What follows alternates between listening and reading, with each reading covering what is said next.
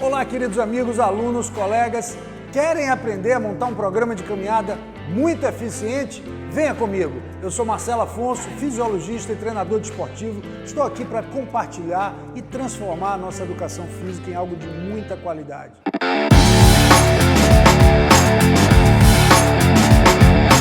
Programas de caminhada eficiente. É necessário que seja eficiente. Não pode ser aquela caminhadazinha de olhar vitrine no shopping. É necessário que ela cause efeito.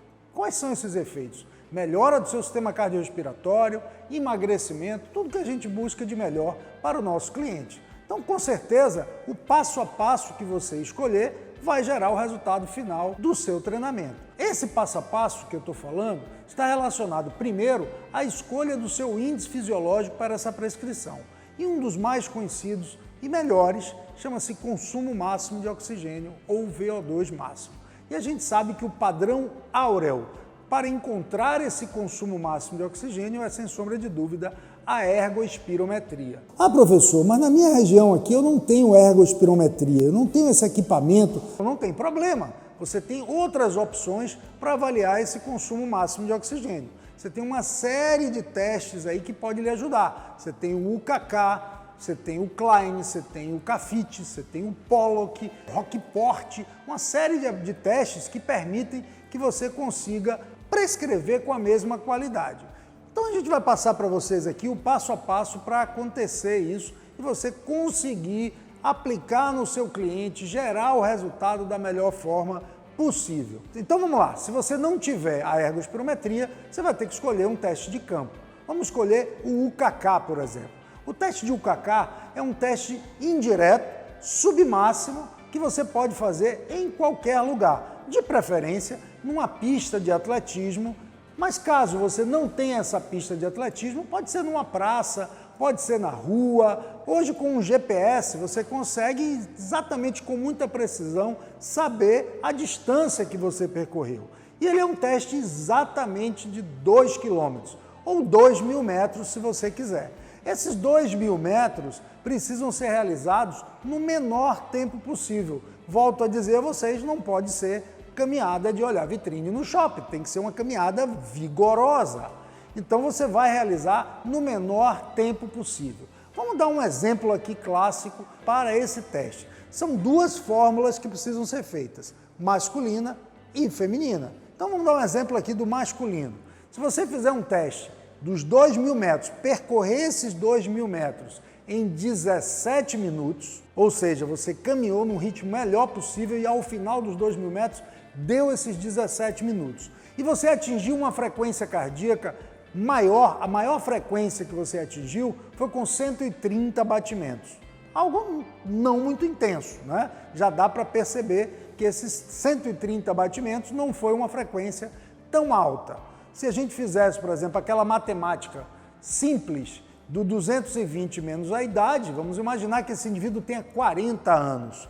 Ele teria uma máxima de 180 e no teste ele atingiu 130. Então, com certeza, não foi um teste máximo, foi um teste submáximo, como é a característica do protocolo do UKK. Então, ele fez o teste em 17 minutos, atingiu 130 batimentos, ele tem 40 anos, pesa 90 quilos e tem 1,80 m. Pronto, a formulazinha vai permitir que você calcule todo o resultado. Isso dá um VO2 de 37,7. É muito ou é pouco?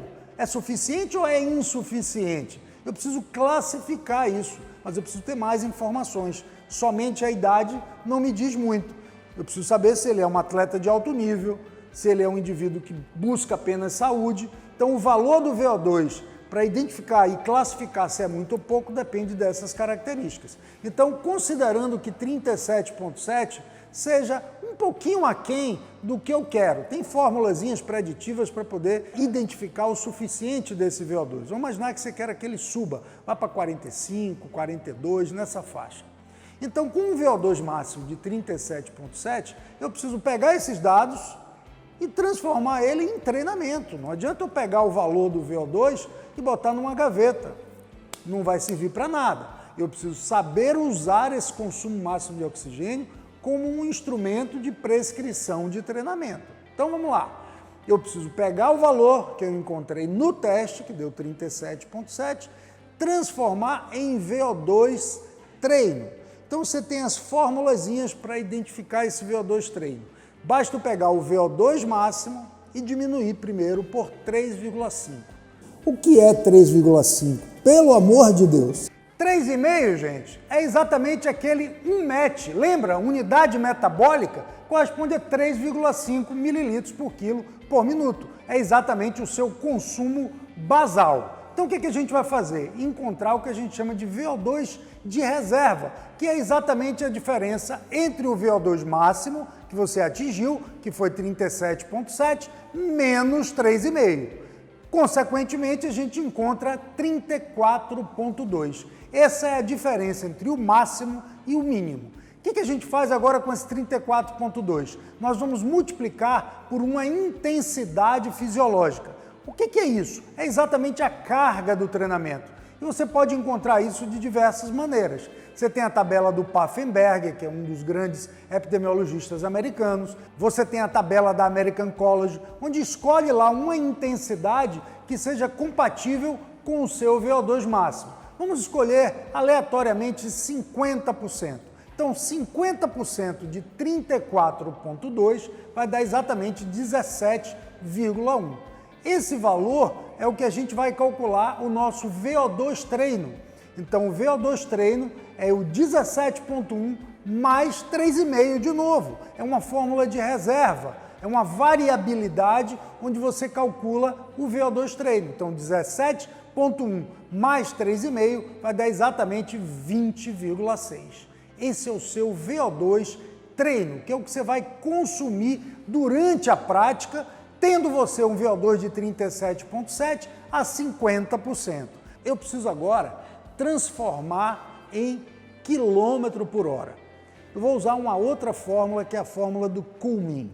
Existe a do Colégio Americano também, mas a do Cumming aqui é ideal para quem tem um VO2 abaixo de 40 mililitros, que é exatamente essa, raiz quadrada. Olha, você que fez educação física ou que detestava matemática usando raiz quadrada para calcular caminhada. Professor, só quero caminhar. Não, você não só quer caminhar, você quer caminhar eficientemente. E a ciência, a fisiologia traz isso para você. E a gente está aqui para isso, para ajudar vocês, para compartilhar, para transformar a nossa educação física em algo de muita qualidade.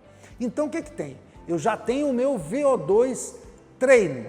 Então, vamos usar essa fórmula que está aí.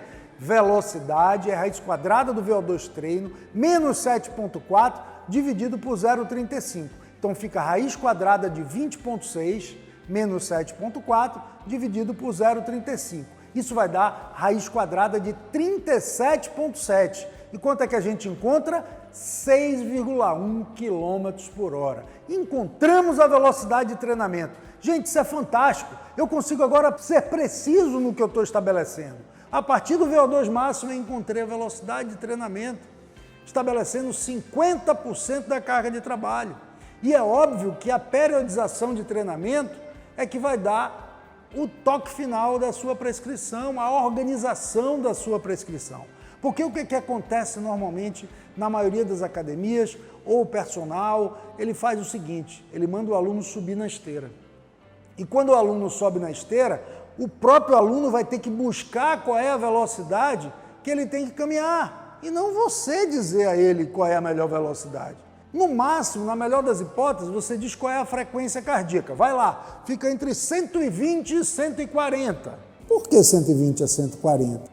E como é que eu encontro a velocidade para 120 a 140 se for na esteira? Eu vou ter que ficar buscando qual é a velocidade para se ajustar à frequência, e não o contrário. Quando eu estabeleço a velocidade, a frequência cardíaca é um reflexo do processo de treino.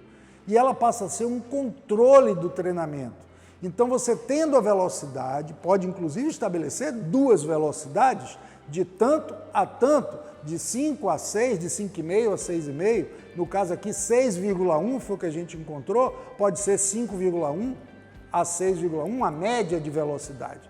Então, esse caminho, esse passo a passo do VO2 máximo encontrado passando pelo VO2 treino até achar a velocidade, turma, essa é a melhor maneira que nós temos de prescrever com alta qualidade, usando ciência e usando a metodologia do treinamento. Depois você faz o seu planejamento, a sua prescrição para quanto é que eu vou subir, quando é que ele vai passar a correr, se eu vou usar treinos de variação de velocidade, um fartlek, que são métodos de transferência, né, da caminhada para a corrida. E é isso aí, são as formas que a gente tem e vamos continuar passando para vocês, para que vocês possam cada vez mais entender que o treinamento precisa ser pensado. Então, se você gostou do nosso vídeo, se inscreve no canal, ativa o sininho, curte o vídeo e a gente vai estar sempre presente aqui para cada vez mais ajudar vocês. Segue a dica.